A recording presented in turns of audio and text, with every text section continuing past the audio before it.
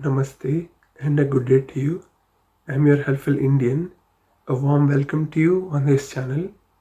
I thank you very much for choosing to watch this video. First of all, I have to ask you, do you have any problems or difficulties in hearing things properly in one ear or in both ears during the colder months of the year? For example, maybe now.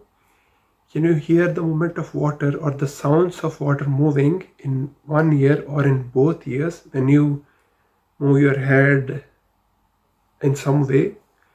Or is there pain in one ear or in both ears? Or is there a blocked nose or a running nose? Do you have a blocked nose or a running nose? If you have one or more of the problems or complaints which I mentioned just now, then this video could be helpful to you. In this video, I would like to cover several important points or facts. That's why I request you for a little patience. This video is about sinusitis and inflammation of the middle ear, which is also called Otitis Media. What is sinusitis, or why does anyone have sinusitis? There are some paranasal sinuses, which are some cavities located within the bones, behind the face, and around the nose. These are the frontal sinus or sinus frontalis, the maxillary sinus or sinus maxillaris, the ethmoid sinus or sinus ethmoidalis, and the sphenoid sinus or sinus sphenoidalis. These sinuses are pairs of air-filled cavities that have several functions.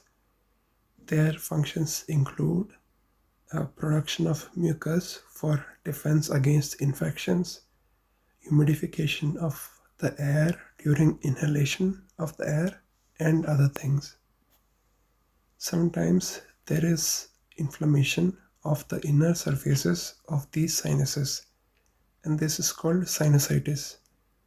After that, or after this begins, mucus accumulates in these sinuses, but for some reasons this inflammation does not reduce, or this inflammation reduces quite slowly for some reasons, which is why the amount of this mucus reduces very slowly, or it does not reduce at all.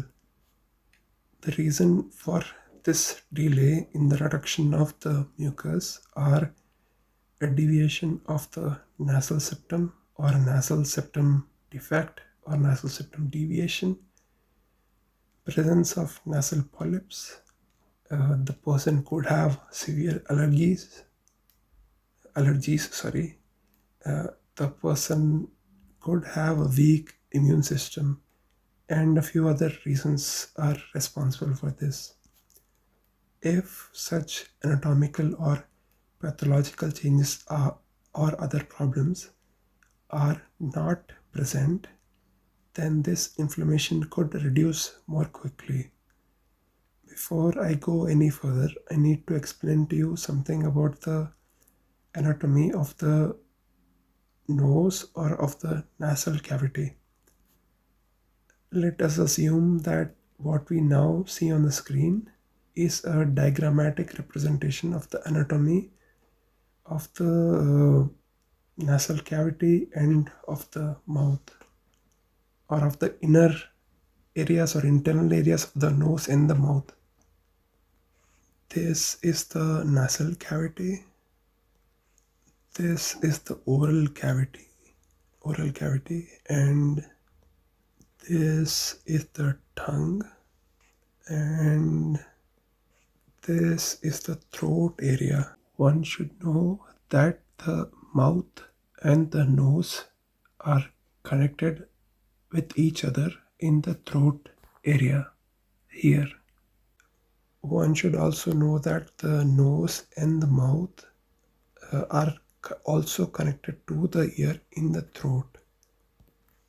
This is one opening of the Eustachian tube. Let us assume that what we now see on the screen is a diagrammatic representation of the anatomy of the ear. The ear has three parts: outer ear, middle ear, and inner ear. When we look at any person, we see only a small part of the outer ear, like the ear, and this is the eardrum or the tympanic membrane. When sound waves from external noises reach the tympanic membrane, it vibrates, and these vibrations move the auditory ossicles or the ear bones or the bones of the ear, which are located in the middle ear. The auditory ossicles are connected to the inner ear. The movements of these auditory ossicles are converted into signals in the inner ear, which are sent or transmitted to the brain through the auditory nerve, which is the vestibulocochlear nerve. Okay, this is the other opening of the Eustachian tube, or it is the other side of the Eustachian tube.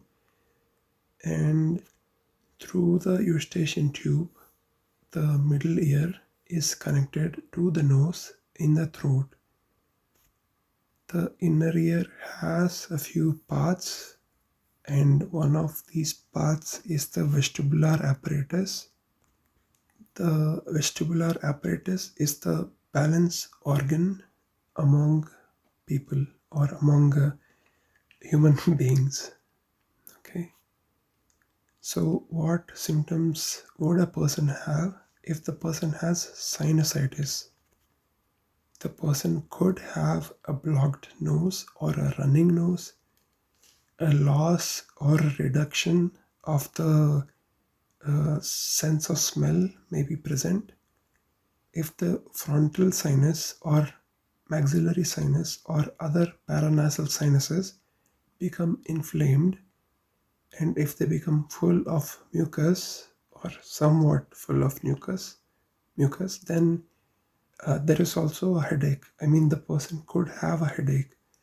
The person may also cough constantly or very often. Then you may have the question, why does the person cough when the person has sinusitis? Mucus constantly and slowly descends or slides from the inflamed sinuses into the throat, and this mucus irritates the throat, which is why the person coughs constantly or often. They would then also have to clear their throat often to remove that mucus or to get rid of that mucus or to not have that inconvenience. Since the nose is connected to the ears in the throat, some people may not hear well during the colder months of the year, and that happens because sinusitis causes an increased amount of mucus or fluid in the middle ear. These people also have a feeling as if there is water in their ears, or they can hear the sounds of water moving in one ear or in both ears when they move their head. These problems could arise because the Eustachian tube is blocked due to increased mucus and due to other reasons. After that blockage, the eardrum bends inwards due to the external pressure, and it reduces, its elasticity reduces. As a result of that, it cannot vibrate completely, and the brain receives fewer signals from the ear with these issues, or the brain receives fewer signals from the affected ear. That's why the person would hear less on the affected side or in the affected ear. The fluid that is in the middle ear will remain in the middle ear, which is why the affected person will hear these sounds of water in one ear or in both ears when the person moves his head or when the person moves her head. Okay, I mean, when he or she move their head, they will hear the sounds of water in one or both ears, in one ear or in both ears. This happens during the colder months of the year. This fluid cannot be dried off because the middle ear cannot be seen or reached from the outside. Many people don't know about this connection between the ear, mouth, and the nose. That's why they think this reduction in hearing or this partial deafness is due to ear wax. But now you know why this could occur or why this would occur. These issues of reduced hearing or an impairment in the ability of hearing could also be due to a hole in the eardrum. In this condition, there is a hole in the eardrum or in the tympanic membrane in one ear or in both ears. This, what you see right now on the screen, is a small perforation in the eardrum or in the tympanic membrane. This is slightly bigger, or this is a slightly bigger perforation. Something like this could also happen. Sometimes the complete tympanic membrane could appear this way due to some damage. I mean, that could be the condition of the tympanic membrane sometimes. I should also mention that in the nasal cavity, the Eustachian tube could become blocked due to the enlargement of the adenoid or the presence of some nasal polyp. If that happens, these issues of hearing loss and fluid accumulation in the ears could occur, or in the ear could occur. If this happens and after a conformation is done, it could be treated surgically through adenoidectomy or through polypectomy based on what's causing the occlusion or the obstruction. I think that I have covered the possible ways in which these problems could arise.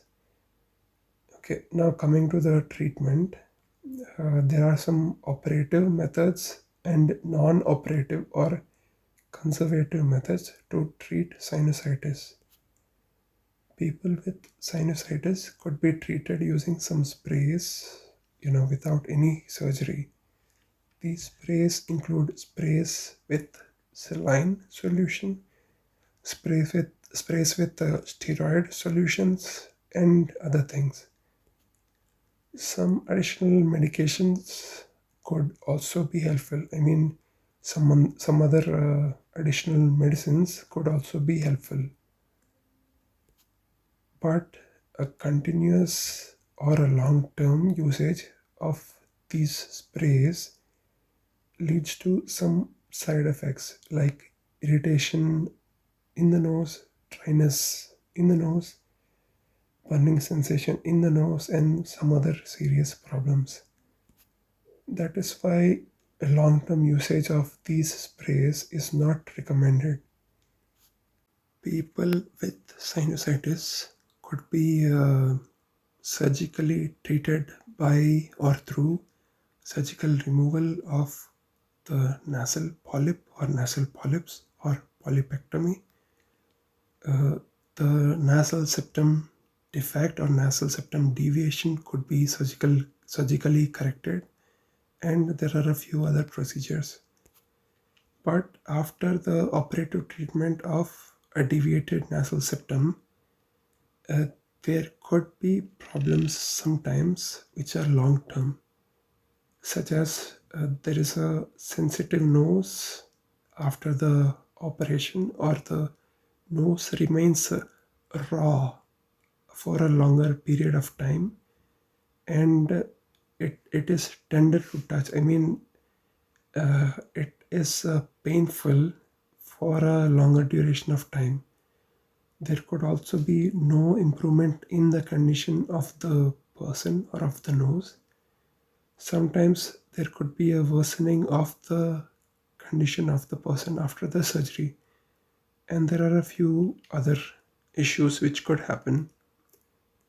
After listening to all of this, you might want to know if there are any alternatives. That's why now I would like to tell you something about the non-invasive alternatives which could be helpful. People could take painkillers if they have this headache, but sometimes there is no relief from headache even after taking painkillers or analgesics, like paracetamol and other things. Then you would have the question, what could be done? Steam inhalation would be helpful. Steam inhalation could be done for 10 to 15 minutes per day, but maybe not every day. One could also avoid the activities or the things which could increase the mucus, in the sinuses and worsen the condition. For example, the person could stop drinking cold drinks, or not just carbonated drinks, I mean cold water also. The person could also stop eating ice cream. The person could protect himself or herself adequately from colder temperatures. Something like this may not be necessary, okay? And I should also let you know that if the person is coughing constantly or coughing often because of post-nasal drip, then the person could gargle either with lukewarm water or with a mixture of salt and lukewarm water. The person could drink enough fluids or liquids, especially hot or lukewarm liquids. Steam inhalation would also be helpful. Steam inhalation can also help to dry the middle ear. If the person has noises of water in the ear because of increased mucus or because of increased fluid in the middle ear. Valsalva maneuver can also be done to hear better, or in order to be able to hear better. You could read the instructions on how to do the Valsalva maneuver on the website of Cleveland Clinic or on the website of Wikipedia if interested. It is difficult or complicated to explain how the Valsalva maneuver is done, but this is how it could be done. After inhaling some air, the nose is closed with the fingers. The mouth is also closed. Then the air pressure in the throat has to be increased from the inside, and one tries to send that air towards the ears. If this is done correctly, then slight sounds of air being released will be heard in your ears or in the ears, and there may also be an improvement of the condition. If this is successful, the eardrum would return to its normal healthy state or position, at least partially. Then the pain in the ear could reduce and the affected person could hear better. it is recommended to not apply a lot of pressure or too much pressure when doing the Valsalva maneuver, because this could lead to problems such as rupture of the eardrums and other damages to the structures of the ear. I mean, one or both ears could get damaged if too much pressure is used or applied. But this is not always helpful. If there is little mucus or a little fluid in the middle ear, the condition of the ears or of the hearing of the person could improve. But if there is more or too much mucus or too much fluid in the middle ear, then there would be no change in the condition of the person. During a plane journey and while driving towards a hilltop, there is an increase in the external pressure which causes the eardrum to bend inwards. Due to this, there is pain in the ear, and there could also be a slightly reduced hearing.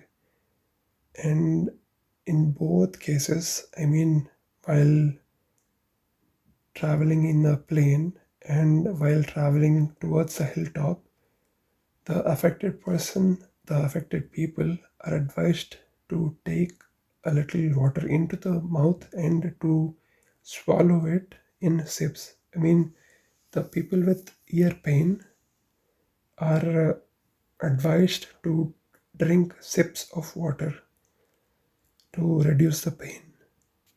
Okay. Valsalva maneuver can also be done for improvement in some arrhythmias or abnormal rhythms of the heart, and in some heart diseases also. For example, in or for a person with SVT or supraventricular tachycardia, it could be helpful. It is also helpful for various other purposes. According to some websites and according to some books, Valsalva maneuver can be done even while traveling in the plane in order to reduce the ear pain that could be occur due to the pressure during the plane journey. But I experienced something different during a plane journey. I mean, when the plane was in the air, in order to reduce the ear pain, I did the Valsalva maneuver. After that, I had severe pain in the ears for a week. That's why I request you to drink only sips of water or some other fluid during a flight journey to improve the condition of the ears or to reduce the ear pain if it is necessary and if possible. But I should warn you regarding something. When a person drinks a lot of warm liquid or warm fluids or hot fluids or lukewarm fluids, then the urge to defecate or to pass stools could arise. The reason for that is the gastrocolic reflex. Okay, this reflex is a normal physiological response that occurs after eating food, after a meal. In this, what happens is that after a meal, the stomach signals the colon to increase its motility or to increase peristalsis and to move the waste or the stool towards the rectum. You could read about this on the website of Wikipedia or on the website of Cleveland Clinic if you are interested. So, warm fluids stimulate the gastrocolic reflex. Okay, I mean, even warm fluids can stimulate the gastrocolic reflex. When someone drinks warm liquids such as tea, warm water, lukewarm water, hot tea, and and or other warm or hot or lukewarm liquids or fluids, their stomach expands, and that triggers nerves which signal the colon, the large intestine, to move the stool even further, and this could lead to the urgency to pass stools. Normally, small amounts of warm liquids don't trigger such urges, don't such urgencies normally. That's why I request you to pay attention to the amount of hot liquids or warm liquids or lukewarm liquids which you could drink, which you would drink, or which you might drink if you are outside your house. Otherwise, you could, face some difficulties if you are unable to find a toilet or a washroom, and yeah, some difficulties. I hope you understand. Okay, I should also say that there are some people who are a little sensitive, or who have little how do I say this, sensitivities or increased reaction of the body. And what happens is that among such people, even small amounts of warm fluids or warm liquids could trigger such an urgency to pass stools through this reflex. Okay, if you have such sensitivities, or if you have such issues, and if necessary, then you could try only gargling with warm water and spit out that mixture in some wash basin.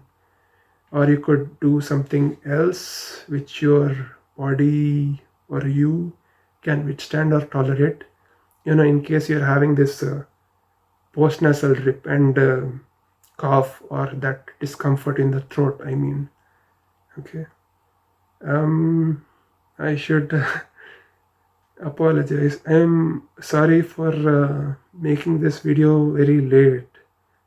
I mean, winter is almost done, right? I'm sorry. Please forgive me if possible. Okay. But maybe this video will still be helpful to a few people, as it is as it is almost cold, or almost always cold in some areas of India like Ladakh and Manali. Maybe it will be helpful to a few more people even now. Okay. Currently, I am traveling a little so that I can apply for a job here.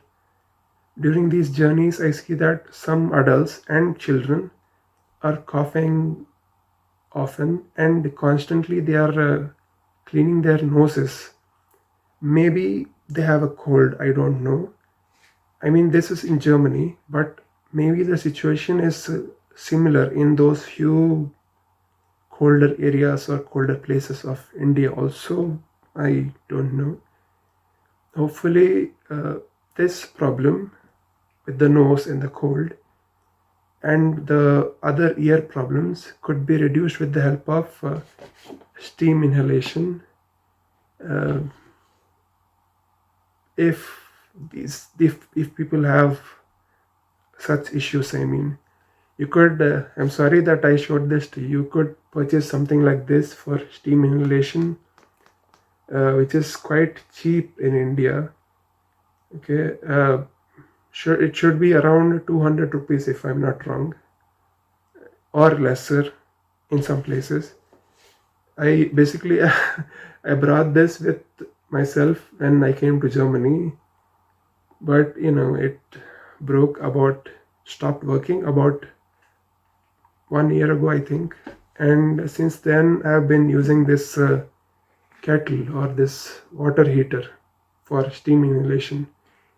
Yeah, but using this steam, water heater would create air or a steam that is too hot or too warm for some people. The kettle should also be switched on and off again and again so that the people would be able to bear that heat, or take that heat. Okay. Additionally, I should also say that it should be used very carefully. Yeah, it's not very nice when the skin burns, right? That's why I do not recommend that you use water heaters for steam inhalation. I do not recommend it. Okay. And basically, I myself have sinusitis because of deviated nasal septum or nasal septum deviation. Okay, and because of that, I thought that maybe I have enough experience to make a video about sinusitis so that I could be helpful to others. Okay, and regarding this, I have an experience to share. In 2013, I had a surgery in India for correction of this nasal septum deviation. Okay, and the name of this procedure is functional endoscopic sinus surgery, or FESS. Additionally, septoplasty was done along with this procedure. Okay, the operation was successful according to that ENT doctor, but I had almost all the side effects or the consequences of the operation, of the negative ones, which I already shared in this video. Okay, and there was no improvement. The main thing was my nose was raw, or it was raw, and it was very tender or sensitive to touch for around 3 years after the operation. I mean, I don't know, maybe I was not the correct candidate for this operation. Maybe, I don't know. So regarding these issues, I had to visit a few other ENT doctors who wanted to operate on me again, as that procedure was not completely done according to them. But I did not undergo that operation which they were, any operation which they were recommending. So before I came to Germany, I met that ENT doctor who did this procedure of tracheostomy on me. Tracheostomy is a procedure in which the windpipe or the trachea is surgically opened so that the person can breathe artificially. So this was done so that I could breathe artificially after my motorbike accident. So I explained to him that despite my nose operation, some other ENT doctors wanted to operate on me once again. And regarding this, he asked me a few questions. He asked me, "Can you breathe properly?" I said yes. "Do you have any other problems or issues with your nose?" I said no. "Then you don't need any other operations for this," he told me. I know I am not an ENT doctor, but if you have sinusitis because of a deviated nasal septum, and if there are no other problems like shortness of breath or breathlessness and other life-threatening complications, then please try the non-invasive methods like steam inhalation and Valsalva maneuver first before you opt for treatment through a surgical procedure. Okay. Based on my experience, I would like to tell you that compared to the surgical treatment of the deviated nasal septum to cure or to heal sinusitis, I feel the non-invasive alternatives are better. Yeah. But I request you to not take or make your own decisions without a proper diagnosis, if possible. Yeah. I mean, if you develop a difficulty in hearing, then you may also have then you may have a perforated eardrum, or a hole in the eardrum, or a hole in the tympanic membrane.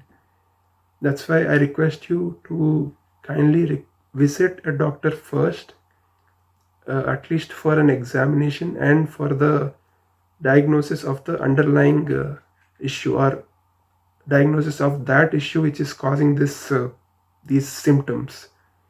Okay, if possible, you could have your ears checked by your parents, your friends, or someone you know. If possible, or if you want to, the pictures of an eardrum perforation or a hole in the eardrum are now available to you. But I feel that an experienced doctor will be able to diagnose such issues better, because even small perforations or holes in the eardrum will be detected by a doctor, which might be not visible to people who are not doctors, or people who are not medical professionals. Okay. Yeah, I I tried to explain everything as detailed as possible, but I should let you know that medicine is an ocean, and I am just a doctor with a graduate, or I'm a doctor with a degree. I'm not a specialist. I'm not a consultant doctor. So the experts will be able to uh, guide you even better. They will have more information for you, and they will be able to offer you better alternatives of treatment, or better ways of treatment. Okay, but I hope that this video helps at least one person. Yeah, medicine is an ocean, as you already know. Medicine is an ocean, and no matter how much someone explains about some issue, there is always more to know. Okay, but please try to visit a doctor first if you have any of these issues.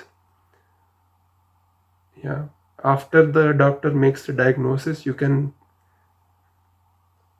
take or make your decision. Okay. Yeah, that's all for now. Okay, so please take care of your health, stay healthy. Till next time.